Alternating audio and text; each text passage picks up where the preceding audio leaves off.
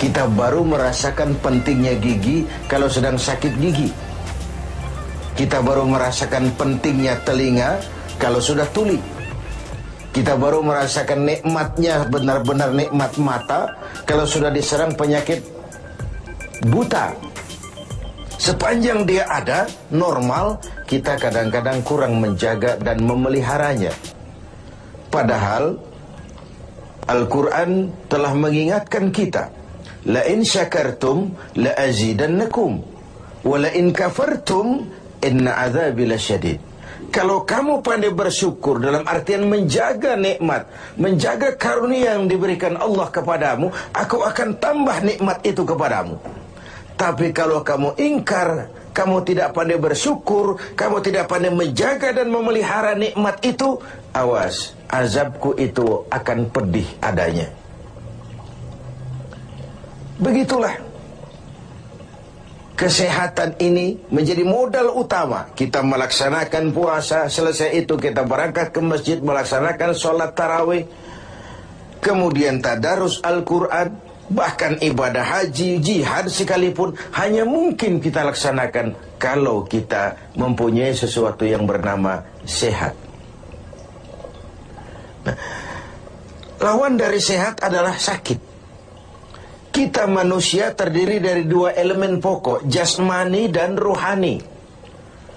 Kadang kita kehilangan keseimbangan. Berpayah-payah kita mengurus rohani, berpayah-payah kita mengurus jasmani, maksud saya. Satu hari 3 kali kita mandikan jasmani kita. Kita berikan pakaian yang bagus-bagus, parfum yang wangi-wangi, pakaian yang aksesoris yang mahal-mahal untuk keindahan jasmani. Pernahkah kita berpikir seperti itu untuk menambah keindahan rohani kita? Kita hiasi dengan sifat-sifat yang baik, dengan sabar, dengan ikhlas, dengan tawadhu, dengan tasamuh, lapang dada, dan sebagainya. Begitu juga kalau kita bicara penyakit. Kita sibuk kalau diserang penyakit jasmani. Tetapi sesibuk itukah kalau rohani kita yang diserang penyakit?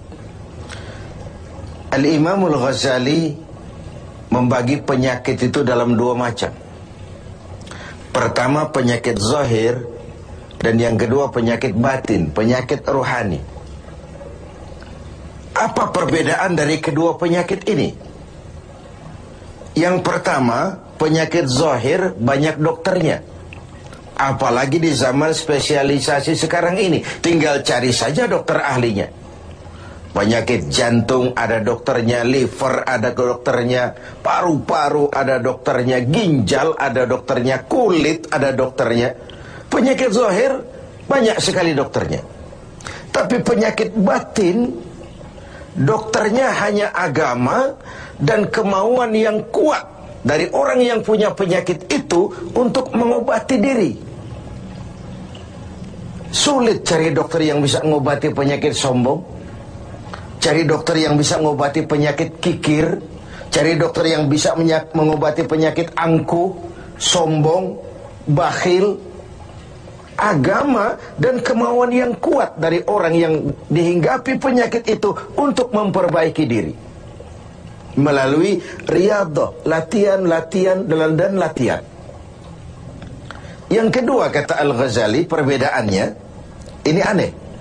Penyakit zahir yang empunya penyakit lebih tahu dari orang lain. Sedangkan penyakit batin sering orang lain lebih tahu dari yang punya. Ini aneh. Kita punya penyakit jantung, kita tahu itu penyakit kita dan itu penyakit zahir. Teman kita nggak tahu, datang-datang main kagetin aja, woi, kelepek kita. Kita yang punya penyakit tahu, orang lain nggak tahu. Tapi kalau penyakit batin ini aneh, orang lain sering lebih tahu dari yang punya. Kalau kita sombong, kita sering tidak merasa, kita anggap sikap kita wajar saja. Kalau kita diserang penyakit pelit, kita tidak merasa, kita anggap wajar saja. Kalau kita diserang penyakit hasud, kita anggap wajar saja. Orang lain yang tahu. Karena itu sahabat Umar bin Khattab radhiyallahu an kerap kali kalau berkumpul dengan sahabat sering kali bertanya, Kau lihat saya sombong apa tidak? Kau lihat saya pelit apa tidak? Kau lihat pada tingkah laku saya ada tanda-tanda kekafiran atau tidak? Kalau orang lain memberitahu itu kepada beliau, bukan main senangnya hati beliau. Tidak jarang yang memberitahu itu diberikan hadiah oleh beliau. Ini bedanya kita dengan Sayyidina Umar. Kita diberitahu orang marah, bukan main. Kenapa gue lo urusin? Diri lo aja beresin. Jangankan kita mau bertanya, melakukan introspeksi tentang kekurangan-kekurangan kita, diberitahu orang pun kadang-kadang kita salah terima. Inilah penyakit batin itu. Dan yang ketiga, ini yang paling dahsyat. Sehebat-hebatnya penyakit zahir, penyakit jasmani, dia hanya merusak dunia. Paling-paling mati gitu saja. Tapi penyakit batin, penyakit rohani, kalau diserang, merusak dunia, menghancurkan akhirat. Kita diserang kanker, mati, resiko dunia saja. Kena ginjal, mati. Paru-paru, mati. Darah tinggi, mati. Tapi tidak berakibat akhirat. Maksudnya tidak ada nanti penduduk neraka ditanya, kenapa kamu masuk neraka? Kanker, Pak. Tidak ada. Kenapa kamu masuk neraka? Tumor, Pak. Juga tidak.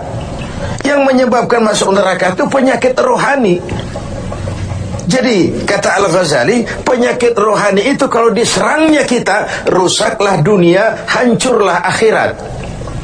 Kita diserang penyakit sombong, di dunia dikucilkan dari pergaulan, di akhirat jelas juga tempatnya. Kita diserang penyakit kikir bin pelit. Di dunia siapa yang mau bergaul dengan orang pelit? Walaupun kita sendiri kadang-kadang pelit. Tapi di akhirat juga tempatnya jelas. Hasud, iri hati, menggeragoti amal sendiri. Di dunia kita sulit hidup karena senang lihat orang susah, atau susah lihat orang senang. Itu kan tandanya hasud itu, iri, dengki. Lihat orang susah, senang. Lihat orang senang, susah. Di dunia saja sudah susah hidup, susah gemuk. Di akhirat jelas juga tempatnya. Karena itu kata Al-Ghazali, heran saya ini. Kalau diserang penyakit zahir, cepat-cepat kita lari ke dokter. Tidak ada uang berutang pinjam pun maulah. Diserang demam, diserang flu, diserang segala macam penyakit zahir, panik, cepat lari ke dokter. Atau paling tidak puskesmas yang terdekat. Puskesmas tidak berhasil, cari ke rumah sakit umum. Rumah sakit umum masih gagal, cari dokter spesialis. Tidak ada ongkos, jual apa yang bisa dijual. Karena kita tidak kepengen diserang penyakit jasmani. Tapi kalau diserang penyakit rohani, kata Al-Ghazali, kita sering tenang-tenang saja. Padahal diserang penyakit rohani itu celaka dunia, hancur akhirat kita.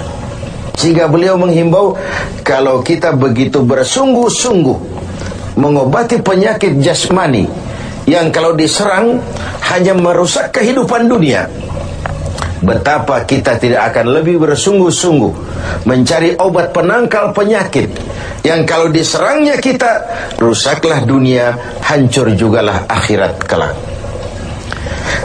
Dengan puasa Ramadan, pada satu sisi kesehatan jasmani terjaga karena memberikan kesempatan istirahat kepada organ tubuh yang sudah bekerja seperti mesin 24 jam.